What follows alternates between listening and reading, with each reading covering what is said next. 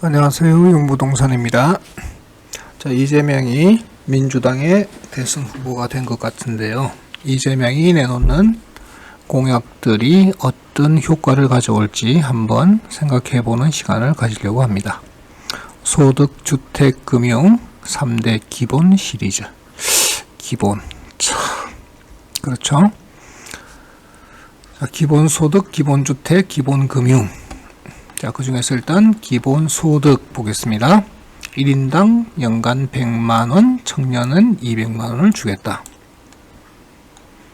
자, 재원은 얼마가 필요할까요? 60조가 필요합니다. 자, 이 60조는 어떻게 마련할까요? 재정개혁과 예산절감.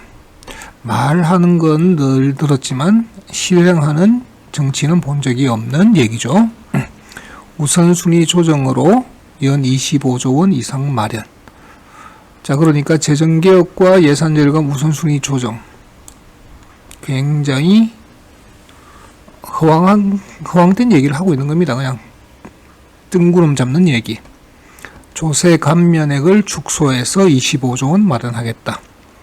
지금 조세 감면 대상들이 있죠. 특히 조세 감면을 받으시는 분들은 취약 계층에서 조세 감면을 많이 받고 있는데 축소하겠다는 얘기입니다. 국토보유세, 탄소세 도입을 한다. 자, 국토보유세를 도입하게 되면 최대 피해자가 다주택자일까요? 무주택자일까요?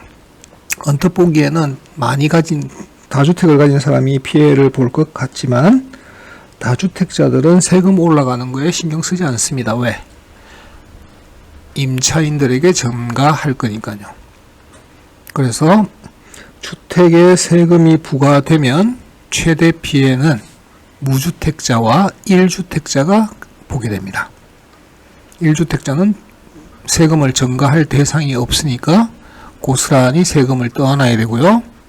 무주택자는 다주택자 집에 전월세를 살 거잖아요. 그렇게 되면 전월세에 그 세금이 전가가 될 거니까, 그래서 세금을 많이 매기겠다. 그게 내가 가진 물건이 아닌 것에 세금을 매긴다고 해서 내가 피해가 없을 것이다 라는 단편적인 생각은 버리셔야 되겠습니다. 그렇다는 얘기고요. 자, 그 다음에 기본주택 100만호. 자, 기본주택 100만호라고 하는 게 뭐냐면, 무주택자라면 누구나 건설 원가 수준의 저렴한 임대료로, 건설 원가, 아파트 짓는데 평당 500, 600이 있죠. 근데 실제 아파트 값은 왜 서울은 비싸고 지방은 싼가요? 토지대죠. 땅값입니다. 그 땅값은 원가가 없거든요. 역세권 등에서 30년 이상 거주 가능한 공공주택이다. 쉽게 말씀드리면 그냥 30년짜리 월세입니다. 30년짜리 월세를 기본주택이라는 이름을 붙여서 국민들에게 광고하고 있는 겁니다. 속으셔도 되고요. 안 속으시면 좀 나으신 거고요. 자, 집값을 안정시키고 집 없는 서민이 고통받지 않게 하려면 공급 물량 확대와 투기, 공포, 수요 억제가 필요하다. 공급 물량 확대가 필요한 건 맞는데요. 그러니까 투기와 투자가 구분이 되십니까? 내가 하면 투자고 남이 하면 투기잖아요. 투기가 많아지면 전월세 물량이 많아지게 됩니다. 그렇게 되면 전월세 가격 안정화가 되고 매매 가격까지 끌어내리는 효과를 가지게 됩니다. 그게 경제의 기본 원리입니다. 수요를 억제한다. 주택은 필수제입니다. 수요가 억제된다고 해서 이 시장에서 빠져나가도 되는 물건이 아니죠. 자, 공급 내용도 고품질 공공주택을 짓겠다. 고품질을 짓는데 저렴한 임대료가 가능할까요? 그리고 고품질 공공주택은 누가 지을까요? LH는 건설공사를 하지 않습니다. 건설회사들이 개발이익을 환수하겠다라고도 얘기했죠. 개발이익을 환수하게 되면 건설회사들이 있을까요? 아마 건설회사들이 모두 문 닫지 않을까요?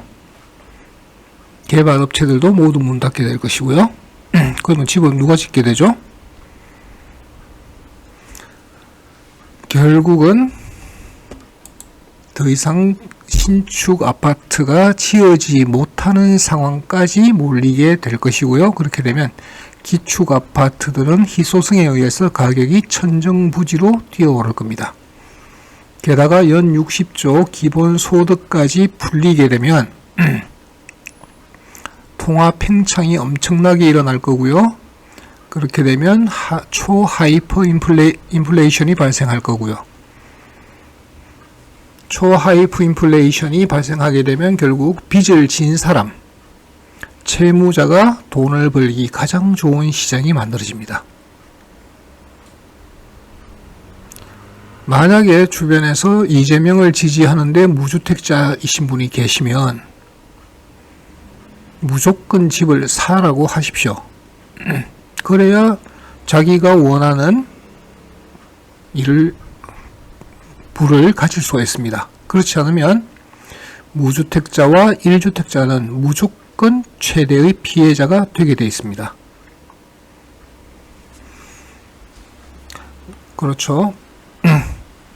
부동산 개발 수익, 불로소득을 완전 환수하겠다. 양도세 82.5%면 실제로 양도 차익이 거의 남지 않습니다. 세금 내고 뭐 각종 비용 들고 하게 되면 양도세를 100% 한다. 그럼 물건 팔 수 있는 사람은 아무도 없습니다. 그럼 그 물건을 팔기 위해서는 음성적인 거래가 일어날 것이고요. 암시장이 발생할 겁니다. 주택 도시부를 만들어 관련 범죄를 제재하겠다 이런 얘기까지 했답니다. 자, 그다음 기본금융 최대 1,000만 원까지 낮은 이자로 대출을 해준다. 은행이 받게 될 그 부실 대출은 어떻게 감당할 거죠? 국민 누구에게나 1,000만 원까지 대출을 해준다. 갚을 여력 아무것도 따지지 않고. 그렇게 되면 지금 한국은행의 가계대출 연체율이 0.2%인데요. 1% 이상 연체가 발생하게 되면 은행이 어떻게 될까요? 금융시장이 거의 무너지지 않을까요? 그렇게 되면 다른 사람들도 대출을 이용할 수 없게 금융이 경직화가 될 거고요. 자, 결론적으로 아주 쉽게 말씀드리면요. 만약에 이재명 씨가 얘기하는 저런 공약들을 시작하게 된다. 나라가